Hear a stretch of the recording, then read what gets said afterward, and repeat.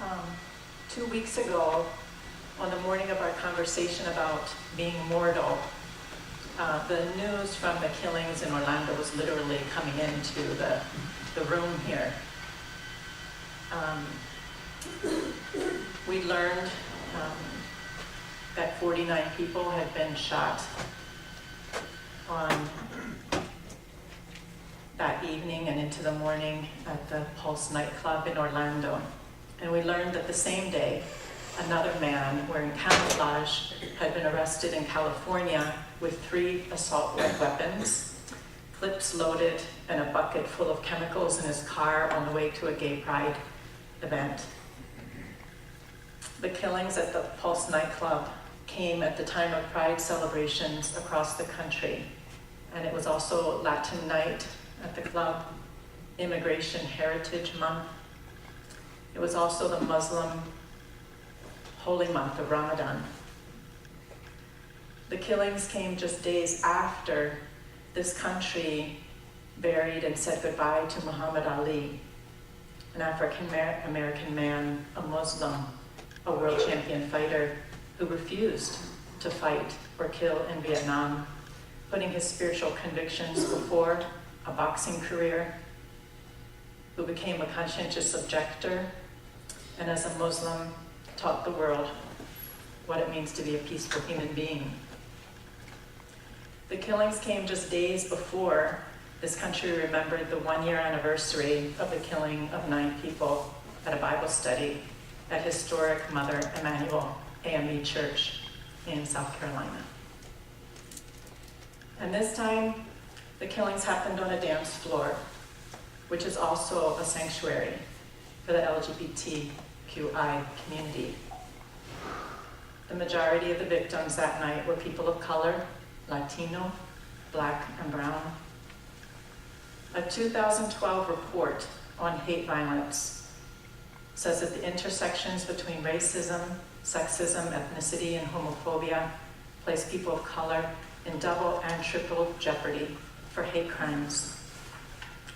73% of LGBTQ homicide victims that year were people of color, 54% African Americans, and 15% Latinos. The gunman in Orlando, in this case, was 29-year-old Omar Mateen, and we're just beginning to know more about what was going on in his mind and his heart. We know that a member of his mosque had alerted FBI to concerns about a young man who seemed angry and unsettled and had a history of domestic abuse. We know that he worked as an armed security guard for G4S, the world's largest private military and security company that contracts with the US government and has been a target of an international divestment campaign due to its complicity in human rights abuse. We know that he was armed with a Glock handgun and a semi-automatic assault rifle, recently purchased. In this case, the gun was something called an MCX. It's described by the manufacturer as an innovative weapon system built around a battle-proven core. It has a military spec trigger and a magazine capable of 30 rounds. It was developed at the request of the US Army's Special Operations Forces. It is a complete weapon system for any scenario or environment. The MCX is similar to the AR-15, which has become described as the weapon of choice for mass murder in the United States. It was used at the elementary school in Sandy Hook, the movie theater in Aurora, Colorado, a community college in Roseburg, Oregon, and in San Bernardino, California. Both weapons can be purchased at gun stores across the country. They can be put on layaway. Rolling Stone magazine reported that it's easier to buy assault weapons in Florida than a solar panel, and that as of last week, AR-15 kits and parts could be purchased at Walmart. The mother of one child killed at Sandy Hook, who's part of a lawsuit against the manufacturer of the AR-15, said that the weapon was a weapon of choice by the gunman who killed the children because of how lethal it is because it kills as many people as fast as possible. These are military assault weapons. They're used in war as part of offensive strikes. They make a mess of human bodies, leaving exit cavities of 4 to 5 inches across. These are not weapons for personal protection or for hunting. In my years documenting the impact of US-sponsored counterinsurgency and now drug wars in Latin America, I have seen far too much of what these weapons do to human beings and bodies. And far too many scenes like what was left on the floor of the Pulse nightclub. A spokesperson for first responders in Orlando said, "The scene bore little difference from urban battlefields in Afghanistan and Iraq." In the aftermath of Orlando, we need to think about right action and what constitutes right action. Spiritual teacher and Buddhist Jack Kornfield talks about right action. He says it is rooted in the principles of non-harming, of love and compassion for all beings. It is to live in harmony with others, to have peace of mind without the burden of regret or remorse. Right action aims to promote honorable and peaceful behavior. Right action is the connecting of spiritual intentions of non-harm and peace with meaningful and tangible action. So in thinking and talking with others the last 2 weeks, I wanted to share some thoughts, beginning thoughts, about what constitutes right action after Orlando. Right action includes silence, a moment of silence, and for some prayer, to honor those whose lives were lost, their families, their loved ones, survivors, witnesses, first responders, neighbors who live next to the club, medical personnel, all those impacted by yet another traumatic event. And in thanksgiving for all those who helped, who saved lives, for all those who dedicated sonnets and songs and statements of solidarity, for the animals that came to lend their support, and people who donated blood. Right action includes making time to grieve, because it's essential for personal and collective health, because it's protection against becoming numb and desensitized, because it's protection against the normalization of atrocities. Sometimes grief is tended to in quiet, in meditation and alone. Sometimes it's tended to in a circle with others. And sometimes it needs to be spoken or written or sung, cried out or danced. Rumi, the Persian poet and mystic, knew this. Dance when you're broken open. Dance if you've torn the bandage off. Dance in the middle of the fight. Dance in your blood. And dance when you're perfectly free. And Miriam Zoila Perez writes about her grief process after Orlando. She writes in an article for Color Lines, "I teared up for the first time, my sadness finally breaking through the numbness that comes from hearing about too many acts of violence. When I read the first 4 names of the people who had died. I read their beautiful Latino names, names like mine. I saw their young ages and realized that many of them will be outed by their obituaries. Beautiful brown lives taken during a rare moment of LGBT, queer, joy, and Latino belonging. What song was playing when the shooter entered the club? Was it a song I danced to on Thursday night? Was it a song that brought a smile to my face, that immediately pulled my hips into sway, that made me look up and thank the universe for this rare but affirming space? Right action includes nurturing connection and solidarity, because this is how human beings heal from traumatic events. This is how we repair social fabric, reclaim space, restore hope, resilience, and resolve. Spiritual teacher and Buddhist Thanissara writes, "The spiritual journey is not a solo privatized occupation. It is an alignment across all previously designated boundaries, held in place by historic injustice, prejudice, inequality, grudge, and blindness.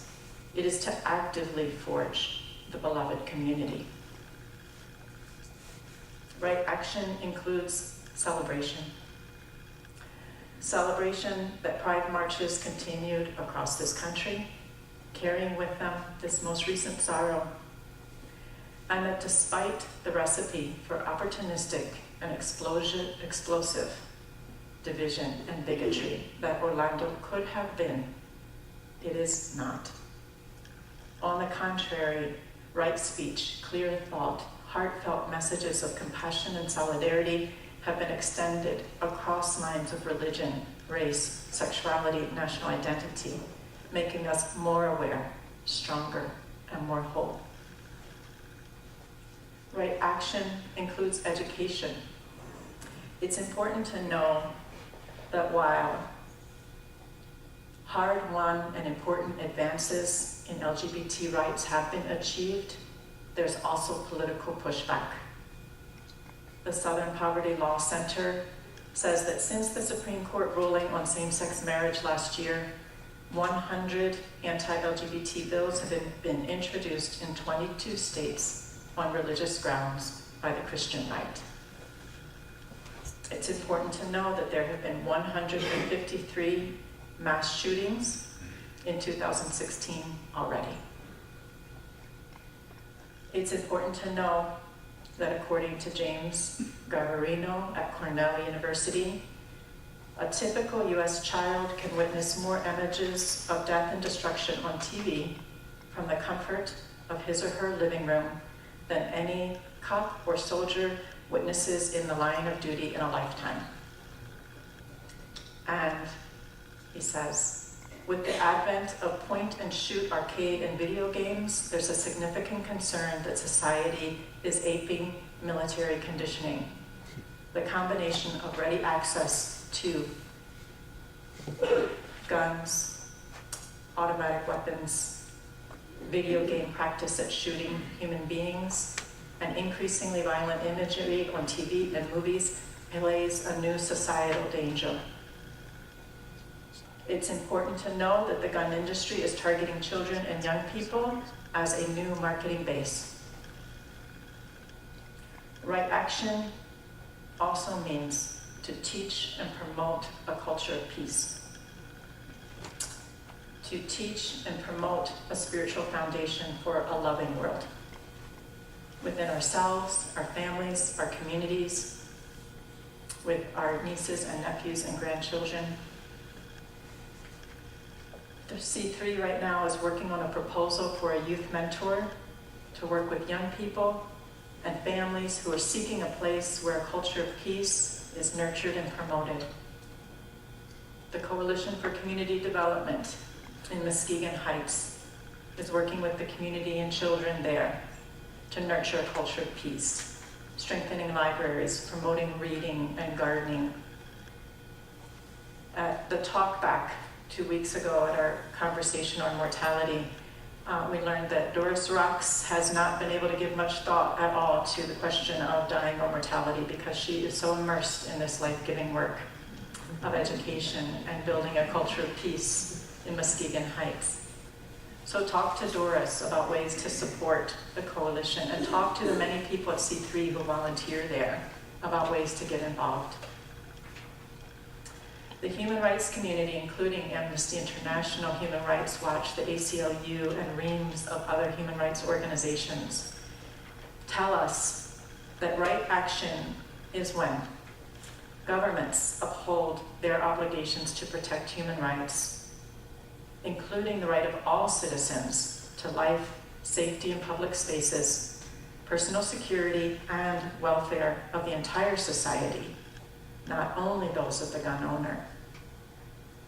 The human rights community tells us that right action is when every government upholds its responsibility to regulate the sale of weapons domestically and abroad, and assure respect for all human lives and all human rights everywhere, from West Michigan to Orlando, to Honduras, to Afghanistan, to Iraq. The human rights community tells us that rights action is when the right of every person, everywhere, to be safe from gun violence is protected.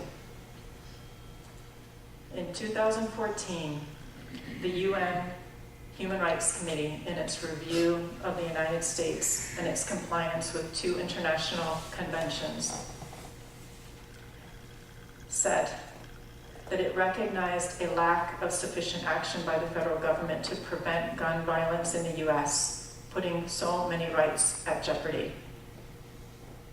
The United Nations Human Rights Committee said, "We ask that you create domestic mechanisms to allow the US to meet its human rights obligations and prevent the loss of life to gun violence." In 1994, the sale of assault weapons was banned in this country. But Congress failed to renew that ban in 2004, and attempts to reinstate it have been unsuccessful. In 2014 alone, the gun lobby spent over $30 million on political advertising and lobbying. After Orlando, Representative Christopher Murphy from Connecticut led a 15-hour filibuster pressing for a vote on guns, and the Senate voted down 4 bills. This despite polls that consistently show high level of public support for tightening gun laws. And despite calls across the political spectrum from General McChrystal to Code Pink for policymakers to take some action. And then this week we saw drama on the floor of Congress where John Lewis, veteran of the civil rights movement, led policymakers calling for people to take a stand by sitting down. Many point to Australia as an example of right action. In 1996, a gunman opened fire on tourists, killing 35 and wounding 23. And 12 days later, the government responded with a bipartisan deal to enact gun control measures, reaching agreements across state and local levels. And that was 20 years ago. Since then, they have not had one more mass shooting, and gun violence overall is down 50%. When asked to comment on the Orlando killings at the U.S. Institute for Peace in Washington, D.C., just days after, the Dalai Lama said, "Real change comes through action, serious, continual action despite difficulties and a lot of obstacles, without losing determination and courage. On top of that, some prayer is okay, no harm." So this is the moment where we apply the teachings.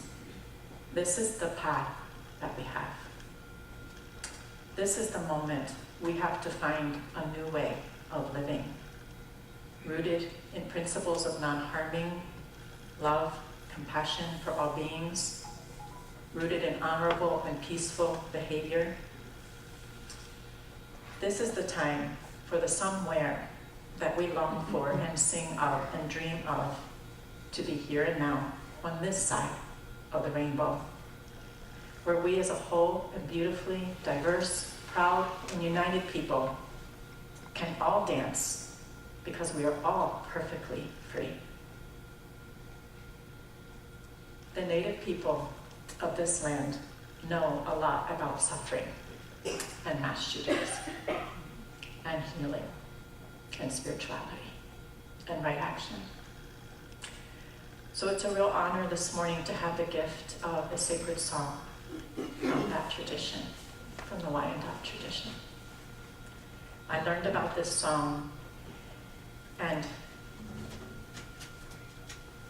we're really honored to have it here this morning to help with the work of grieving, nurturing connection, following Orlando and all that Orlando is connected to help it move things in a good way and bring peace. So I want to invite Bobby and Angie come on up, and Wayne and Rich.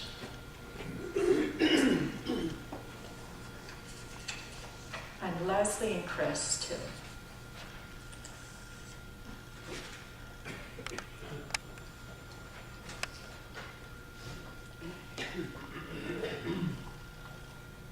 I want to give the word. I want to give the word to Bobby to say a few more words about the songs that they're going to sing.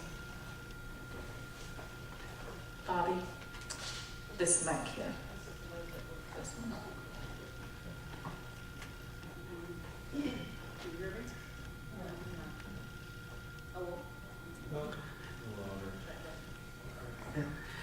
I want to say good morning to Doris Rux. We have probably not laid eyes on each other in 40 years.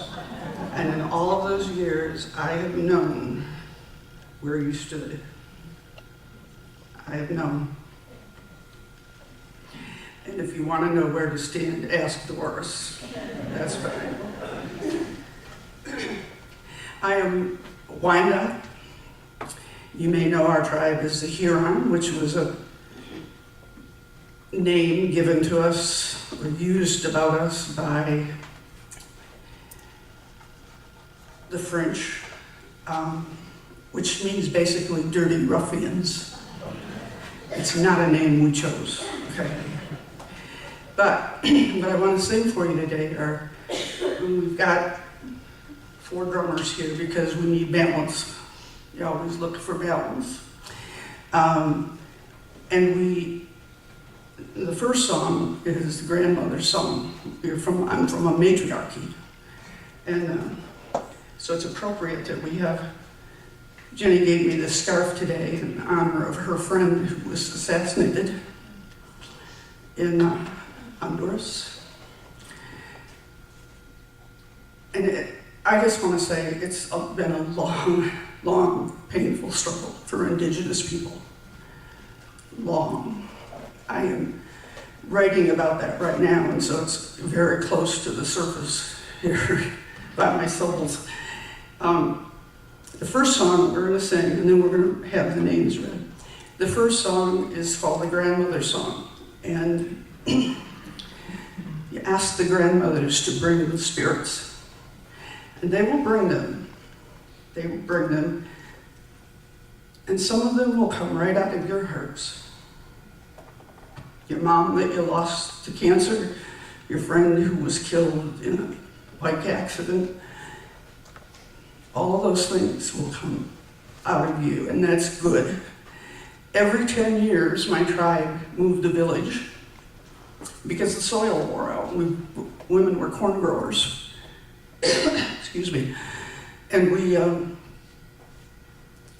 the bones of our dead were dug up, cleaned, wrapped in nice beaver pelts, and put into a common grave. And that's what these grandmothers will help us do today, is to lay down some of our people.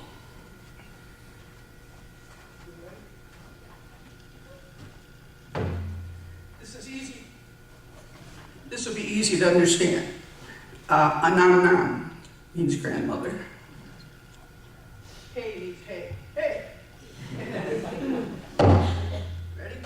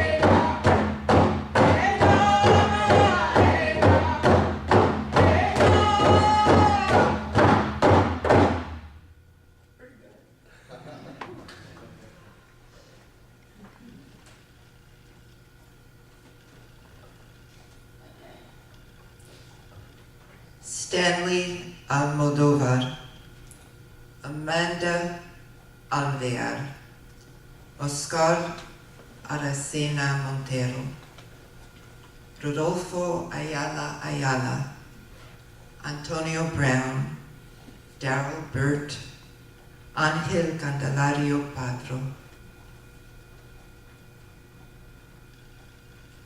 Juan Chavez Martinez, Luis Conde, Corey Connell, Tevin Crosby, Dianca Drayton, Simon Carrillo Fernandez, Leroy Fernandez,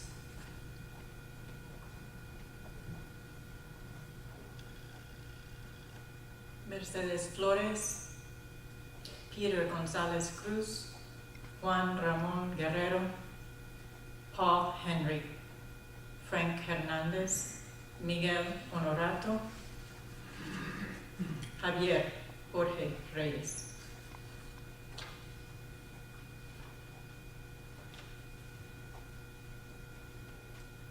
Jason Josephat, Eddie Justice, Anthony Loreno Disla, Christopher Leonie Onen, Alejandro Ramos Martinez, Barrios Martinez, Brenda Marquez McCool, Gilberto Silva Menendez. Kimberly Morris, Akira Murray, Luis Ocasio Capo, Geraldo Ortiz Jimenez, Eric Ortiz Rivera, Joel Paniagua, Jean Mendez Perez.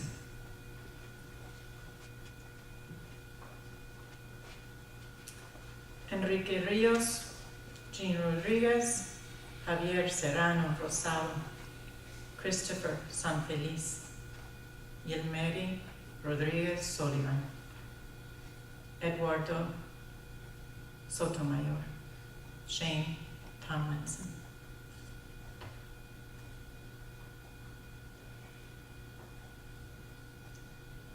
Martin Benitez Torres, Jonathan Camue Vega, Juan Rivera Velázquez, Luis Vielma, Frankie de Jesus Velázquez, Luis Wilson Leon, Gerald Wright. We also mention Omar Mateen, who was the shooter, not a victim, but who we also mourn.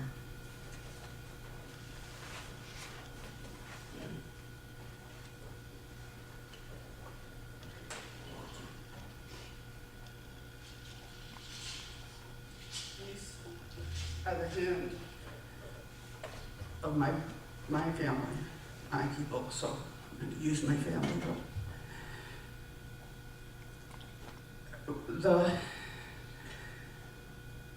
Our morning song was also mislabeled as the Feast of the Dead. It's not. It's the Feast of the Souls, and it's to release those souls. So this one is also very simple. You'll get the message.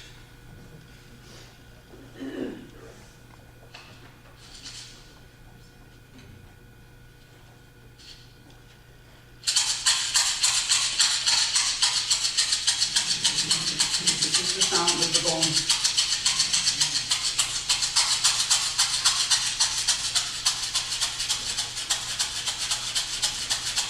Oh, anyway.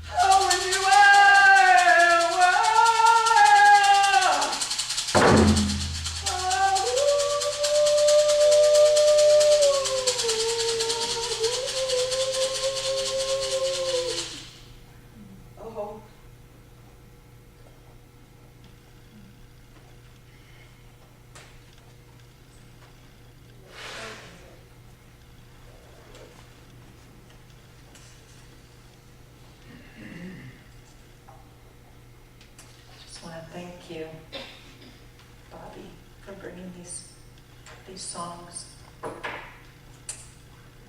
Just want to end with a little prayer as we let this song sit here in the room with us.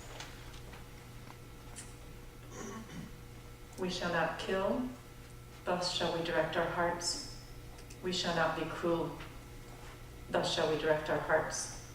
We will speak what is true, thus should we direct our hearts.